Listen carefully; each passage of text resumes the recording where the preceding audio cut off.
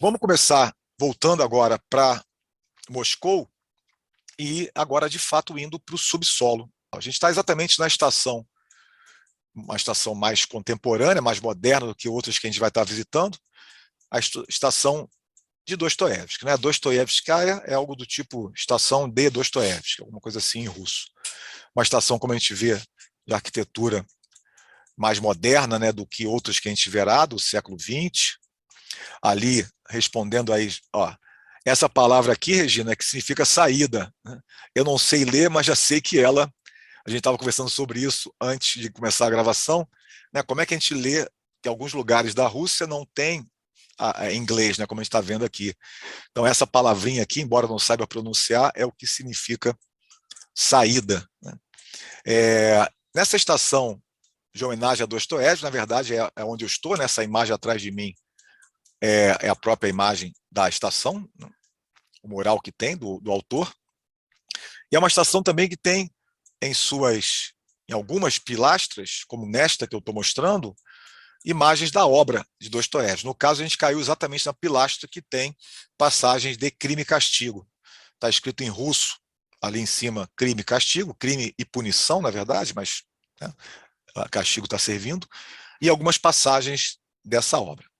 Então, é uma estação em homenagem, fica próximo, também antes da gente começar a gravação, Miriam estava falando do museu, né, da casa museu de Dostoiévski. Essa estação fica próxima onde ele viveu, em Moscou. Na primeira viagem a gente falou sobre isso.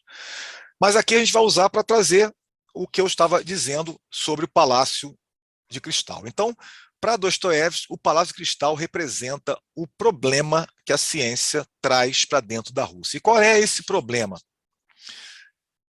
Em Memória do Subsolo, na primeira parte, que é na qual a gente está abordando, a qual a gente está abordando agora, o homem do subsolo ele está dialogando com aquilo que a gente vai chamar de dialética da liberdade.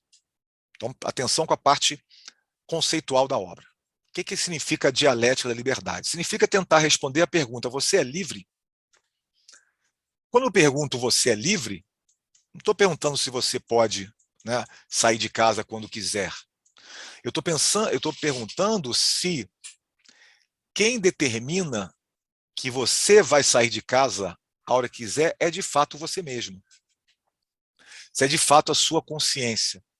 Se é de fato a sua vontade livre, para ser mais objetivo em termos em termos, né, nas palavras, nos termos usados. É o livre-arbítrio. É a ideia forte da tradição ocidental, calcada no cristianismo, né, a ideia, perdão, do livre-arbítrio. Então, quando se fala de dialética da liberdade, está se trazendo a seguinte pergunta: de fato, é você que escolhe, é a sua vontade livre que escolhe o que fazer, sair de casa ou ficar, ou qualquer que seja o exemplo? Então, essa dialética da liberdade, ela opera como se fosse um pêndulo. A ideia de pêndulo é muito oportuna para a gente visualizar esses temas, como se fosse um pêndulo entre um extremo que é, sim, sou eu que escolho, eu tenho vontade livre, né? Eu tenho livre-arbítrio, sou eu que escolho o que quero fazer, e o outro lado, são os extremos, obviamente, entre os extremos deve residir a verdade, mas aqui a questão é a visualização da dialética, né? Então, num extremo, sou livre, completamente livre, sou eu que determino o que quero fazer, e no outro obviamente, a negação da liberdade, aquilo que a gente chama de determinismo. Ou seja, aquilo que eu escolho fazer, na verdade, a minha consciência não é a dona da escolha, ela é apenas uma observadora. Ela apenas toma consciência do que o que está no subsolo, e aí o subsolo tem que ter a imagem de embaixo da consciência. Claro que a palavra inconsciente aparece imediatamente, porque nós vivemos no período pós-psicanálise, pós-Freud. Mas nessa época, né, da obra, Freud não está presente. Então, vou usar essa palavra subsolo como sendo aquilo que está oculto à consciência, porque a palavra consciência aparece. Então, veja, a ideia de que eu esteja sendo determinado pela minha inconsciência, pelo meu subsolo, compromete uma parte da ideia do livre-arbítrio. Então, dialética da liberdade, para a gente avançar na discussão, seria entre esses dois polos, entre sou sim livre e outro não sou livre, sou determinado. Sobre determinação, a gente teria um campo enorme para percorrer, teríamos cursos e muitas aulas. Nós vamos discutir algum recorte sobre isso. Né? Qual o determinismo que entra aqui nesse incômodo do homem do subsolo. Mas para a gente avançar nesse determinismo, eu vou trazer uma linguagem marcante da ciência. Vou trazer uma linguagem exatamente para a gente semear o que eu entendo que seja o diálogo filosófico, ou seja, ganhar linguagem, né? Ganhar a palavra logos, que significa linguagem, uma das traduções, logos, linguagem, palavra, discurso, razão. Então, ganhar uma linguagem para falar sobre ciência. E aí eu vou trazer, então, para a gente ganhar essa linguagem para falar de ciência, vou trazer uma parte da filosofia de Francis Bacon, pensador ali do final do 16, início do 17, uma das raízes da Revolução Científica. Francis Bacon, inglês, como o próprio nome, né, revela, ou seja, ele está na raiz dessa Revolução Científica inglesa, ou seja, de forte marca, né? Nunca é só inglesa, evidente, mas que tem forte marca inglesa, no próprio Isaac Newton, né? Que depois vai trazer o liberalismo econômico de Adam Smith dentro da Inglaterra, que depois vai trazer o utilitarismo de Bentham e Stuart Mill dentro da Inglaterra, ou seja, toda uma corrente de ideias fortemente britânicas. Então, estou trazendo o Francis Bacon como sendo aí um símbolo de uma nascente, né, de um pensamento nascente, que no século XIX está lá cutucando, incomodando o Dostoiévski e, no caso, o Homem do Subsolo. Essa estação, como está o nome ali, eu vou me privar de tentar falar os nomes, como vocês já sabem, né, meu russo é abaixo do precário, está no subsolo do precário, né, mas uma estação do década de 50, como está vendo aí. O metrô de Moscou é da década de 30, está sob o signo de Stalin, né, e algumas estações foram reformadas ou construídas mais tarde. Essa aqui provavelmente, né, desculpa, provavelmente não, essa aqui é uma construção mais tardia, outras foram reformadas. Mas o que me interessa nessa estação, obviamente, visitar o palácio, né, lembrar que essas estações, eu comecei com o Palácio de Cristal, linguagem, né, da ciência, e que Dostoiévski utiliza. As estações de metrô do mundo soviético, ou seja, estou falando década de 30, né, já é a União Soviética, são palácios do povo, ou seja, foram construídos pelo governo soviético, pela ditadura soviética, né, se imaginando ali um lugar onde o povo, o trabalhador, né, que é o foco naturalmente da história soviética, tivesse ali uma experiência de um palácio do povo. Aqui você tem uma imagem, ali em cima está escrito Mir, que é paz, e aqui eu escolhi também essa estação, belíssima estação, por causa dos vitrais. Essa ideia de ser palácio do povo, então, está dentro de uma linguagem da União Soviética, dos soviéticos, né, do governo soviético, e esses vitrais eu escolhi para falar do que a gente vai passar a chamar agora de ídolos de Bacon, ou seja, agora vamos falar da filosofia de Bacon para trazer essa matriz científica. Quem são os ídolos de Bacon? Ídolo é uma palavra perigosa, porque ela, no primeiro momento, ela remete à ideia de ídolo, alguém que eu admire, alguém que seja, né, a minha referência e assim por diante. Mas aqui a gente vai precisar usar o ídolo como sendo algo que obscurece a minha visão. Né? Por isso que o vitral aqui. Os vitrais, como se fossem, o vitral apenas como fonte desse diálogo, né? Como se fosse um vidro, como se fosse uma lente. Os ídolos são lentes que deformam a realidade. Ou melhor dizendo, lentes que filtram a realidade. A ideia de filtrar é a melhor que eu gostaria de usar. Então, os ídolos de Bacon são, na verdade, filtros que fazem com que eu, você, nós, tenhamos algo à frente, como se fossem meus óculos, quem usa óculos é mais fácil de usar essa metáfora, que estivesse alterando a realidade, não a realidade, obviamente, mas a maneira que eu leio a realidade. E para Bacon, e para a tradição da filosofia, são 4 lentes que nós usamos inevitavelmente. Então perceba que a ciência de Bacon é conhecimento, ciência, a palavra ciência tem matriz conhecimento, é um conhecimento sobre aquilo que me distancia do entendimento direto do mundo. Eu vou começar na estação de um outro personagem da cultura russa, já do século XX, um poeta, Mayakovsky, que viveu o mundo soviético, né, uma estação da década de 30, está aí, década de 38, uma estação que foi importante até durante a guerra, ela serviu como bunker da população de Moscou, a estação de Mayakovsky.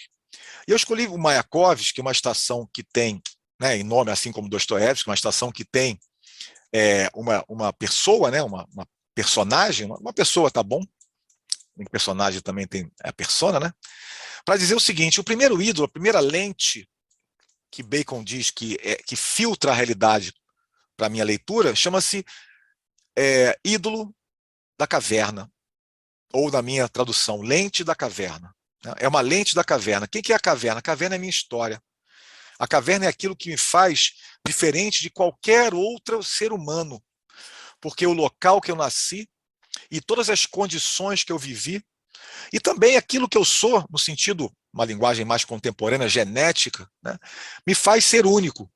Então, o ídolo da caverna é dizer o seguinte: a maneira com que eu leio o mundo tem uma marca da minha singularidade que é intransponível para outra singularidade.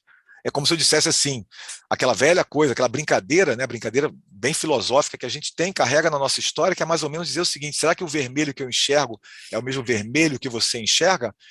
E aí, se a gente ampliar esse vermelho para o sabor da manga, para o som que eu ouço e para toda a variedade de interseção que eu tenho com o mundo material, é para dizer o seguinte: responder, segundo o Bacon, responder o seguinte: não é. Então, o som que eu ouço, a cor que eu vejo, o cheiro que eu sinto, e a maneira que eu, ampliando, a maneira que eu sinto, percebo o mundo é única, porque tem a ver com a minha caverna, e é intransponível, porque a sua caverna é outra. Naturalmente, a palavra, né, o diálogo, a troca de ideias é uma grande ferramenta para a gente poder se aproximar, mas é intransponível. São pontes, né? Até a palavra de pontes que eu tenho usado e gosto tanto. Então, a palavra ela é uma ponte que me liga a minha caverna à sua, mas é uma ponte que não permite esse olhar em primeira pessoa. Então, essa é a primeira lente, chamada lente da caverna, ou ídolo da caverna. Existe uma outra estação caminhando aqui, uma belíssima estação de Kiev, Kievskaya, uma das mais bonitas que eu pude visitar dessa maneira. Depois, Regina visitou, depois do período lá, quando terminar a apresentação, quando a gente passar para a interação, quero que Regina me diga, né, qual é a estação que ela mais gostou, se é que ela conseguiu gostar, porque ela ficou perdida, então, de repente, perdeu essa possibilidade. Essa estação de Kiev é para trazer a segunda lente, o segundo ídolo de Bacon. Kiev é o coração da Rússia, né? Ou seja, apesar de hoje ser a capital da Ucrânia, a Ucrânia é o local onde a Rússia, a partir do século X, então uma história russa, começou a acontecer, começou a existir. Ainda na dinastia Ruríkida, como nós vimos. Não, nós não vimos. Nós vimos um curso que não foi no caso das viagens. Mas, de qualquer maneira, essa é a história que eu quero contar aqui. Ou seja, a história do povo russo passa pela cidade de Kiev, e essa estação ela é para ser usada, né? Ela é para ser uma ponte para essa relação. A gente vê aqui várias imagens falando dessa história da Rússia. Bom, qual é então a fusão aqui com o Bacon? É falar do segundo ídolo, que é o ídolo da tribo. Exatamente a Kiev aqui como sendo essa palavra tribo, a tribo russa no sentido específico, mas ampliando para o sentido Bacon, a tribo é o seguinte: é a tribo dos humanos, né? Existe uma maneira de ler o mundo que é o fato, que tem a ver com o fato de nós termos sentidos humanos. Eu uso sempre o exemplo, para quem já acompanhou essa parte da minha aula, eu uso o exemplo dos morcegos e dos cães, mas esse exemplo passa para tudo quanto é ser vivo, né? Ou seja, os morcegos se comunicam por som, para a gente é um ultrassom, ou seja, a gente não ouve o som dos morcegos. Essa é uma amostra de que aquilo que é som para um animal não é som para mim, ele é inaudível, né? Não é som audível, melhor sendo mais específico. Ou seja, existe um campo de ondas sonoras que para a gente são imperceptíveis e que para o morcego e para outros animais são perceptíveis. Essa é uma amostra da lente que a gente tem. Então, se é verdade que a primeira lente é uma lente do indivíduo, da singularidade individual, dos únicos que cada um de nós é, essa segunda lente já diz respeito a nós como tribo. Então, existe uma forma de ler o mundo que tem a ver com o fato de eu e você termos sentidos biologicamente similares e diferentes de outras espécies. Então, isso também é um ídolo, né? Atenção para que essa temática dos ídolos de Bacon. Arbatskaya é uma estação que fica próxima à rua Arbat, que é uma rua do comércio, uma rua da feira, uma rua da troca. Vejam como está na legenda aqui, essa data de 1953 é a reconstrução da estação, muito em função da guerra, né? Mas então a gente tem aqui uma estação da década de 53, 53 é o ano de morte do Stalin, né? Então também é uma data importante na história soviética. Mas o que eu quero falar aqui, na verdade, é do terceiro ídolo ou da terceira lente, segundo essa perspectiva de Bacon. Qual é a terceira lente para fazer a ligação com essa estação? É a lente ou o ídolo do mercado. O ídolo do mercado ou o ídolo do fórum, que também é usado assim, é aquela lente, é aquele nosso filtro que diz respeito à maneira com que a gente usa a linguagem, né, que usa as palavras. Ou seja, tem uma maneira de falar do mundo que está... Deixa eu reformular. A maneira que eu falo do mundo é uma maneira que utiliza uma linguagem, e a linguagem ela é menor do que a realidade. Né? As palavras, o mundo não cabe nas palavras. Então, a quantidade de palavras ou linguagem para né, colocar a palavra mais ampla, a linguagem que eu falo do mundo, ela é uma espécie de filtro do próprio mundo. Então, esse é o terceiro ídolo, é o uso da linguagem. Isso é muito importante para algumas pontes que eu vou construir com vocês. E para finalizar, os ídolos de Bacon, vamos entrar exatamente na estação que fala da história soviética. Uma estação chamada Komsomolskaya, uma das mais bonitas aqui que eu pude visualizar. Por que da história soviética? Porque Komsomols, né, certamente não se fala assim, mas mais ou menos se lê assim, significa juventude do Partido Comunista. Ou seja, aqui a gente entra no campo de ideias, e essa relação é muito importante com o homem do subsolo, e eu vou explicar por quê, mas a gente entra no campo de ideias que fomentou a Revolução Soviética. Então, o Estado soviético ele tem ali uma data de nascimento, outubro de 1917, a Revolução Russa, e o comunismo soviético está nesta estação aqui, simbolizado pelo próprio nome, como eu falei, Juventude Soviética. A gente vê, inclusive, em um canto dessa estação, um símbolo de alguém que hoje vai aparecer na nossa viagem, que é Lenin. Como a gente estava conversando, Stalin foi banido, principalmente após a queda da União Soviética, né? O mausoléu ali da Praça Vermelha, onde até hoje está Lenin, já esteve Stalin, então Stalin sofre uma expulsão do mundo soviético, né? por razões que a gente vai estar olhando hoje na nossa viagem, né? Mas aqui aparece o símbolo que eu quero trazer aqui. Qual é o símbolo para falar desse ídolo os ídolos de Bacon? O último ídolo de Bacon, chamado ídolos do teatro, ou último filtro do teatro. Por quê? Porque uma das maneiras que nós filtramos a realidade é pelas nossas referências. Então, olhar para Lenin, né, vamos pensar aqui, nós, brasileiros, olhando para Lenin, nunca entenderemos como que um russo, né, nativo, ou só o russo já seria suficiente, tem a olhar para Lenin. Né? Toda essa história da União Soviética, toda essa história do próprio Império Russo, que a gente lê com as nossas referências, em grande medida por brasileiros e pelas nossas referências teóricas, nos afasta intensamente da possibilidade de um russo que usa as referências da própria história e dos seus autores para ler essa mesma história.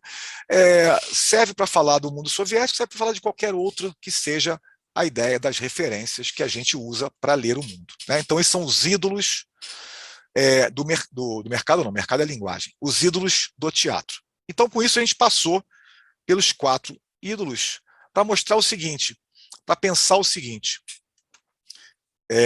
Deixa eu organizar, peraí, ainda aqui, vamos ficar aqui. Para pensar o seguinte, a ciência, ela nasce com essa chamada de atenção, vamos dizer assim, quando eu falo ciência, por favor, a ciência moderna, né? A ciência ali a partir do século 17, 16, 17.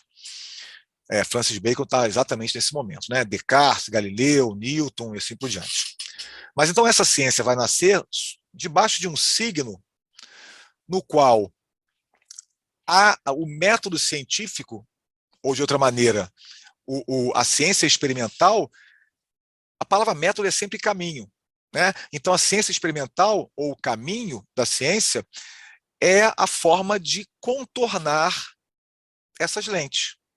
Ou de outra maneira, o método é a maneira de eu sair de uma subjetividade, porque perceba que a ideia desses ídolos de Bacon é chamar o seguinte, não é possível que a minha leitura do mundo não tenha uma imensa subjetividade, é mais ou menos isso que está sendo, esse é uma espécie de resumo dessas ideias.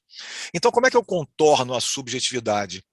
Com a suposta, né, existe toda a discussão se isso é possível ou não, não é o momento agora, mas a ideia de que a ciência, no mínimo, nasce com uma proposta de objetividade.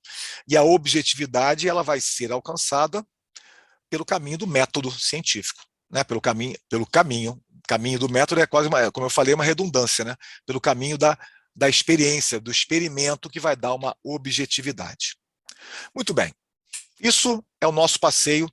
Vamos sair de Moscou, deixa eu aqui me organizar, vamos sair de Moscou para a gente ir para Petersburgo.